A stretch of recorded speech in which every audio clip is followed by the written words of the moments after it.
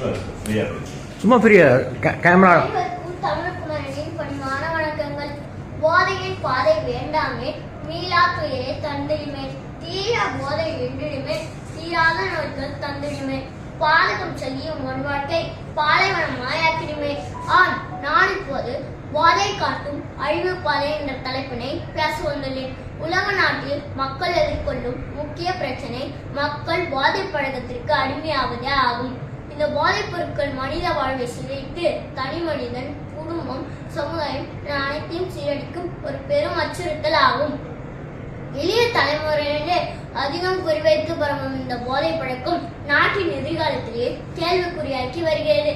போதை போதை இது மரணத்தின் பாதை, போதை மரணத்தின் தரும் ஒரு மாயவலை என்ற வரிகளுக்கேற்ப போதைப் பொருட்கள் நம்ம அறியாமையே நம் வாழ்வில் சுரையாடும் மாயவலை. ஆரம்பத்தில் ஒரு சிறு ஆர்வம், பின் ஒரு பழக்கம், இறுதியில் அடிமைத்தனம். மதுபானம், புகையிலை, ஹெராயின், கஞ்சா போன்ற மனிதனை அழிக்க போதைப் பொருட்கள் பல. இவை நிரந்தரமான அழிவையுமே பரிசளிக்கிறது.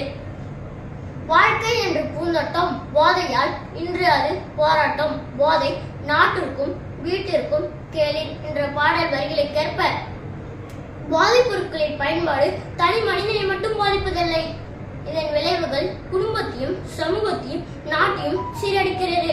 போதை பழக்கத்தால் இதய நோய்கள், நரம்பு மண்டல குறைபாடுகள் போன்ற உடல்நல பாதிப்புகளும், மனசோர்வு, பதட்டம் போன்ற மனநல பிரச்சனைகளும் ஏற்படும்.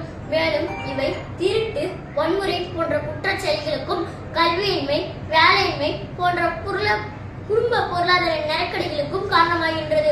ஒவ்வொரு ஆண்டும் ஜூன் மாதம் 26ஆம் தேதி சர்வதேச போதை ஒழிப்பு தினம் அனுசரிக்கப்படுகிறது.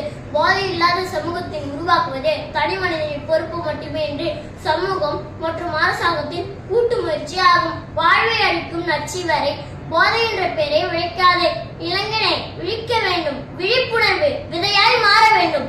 போதையற்ற சமுதாயம் படைப்போம். புதிய உலகம் அமைப்போம். நன்றி, வணக்கம்.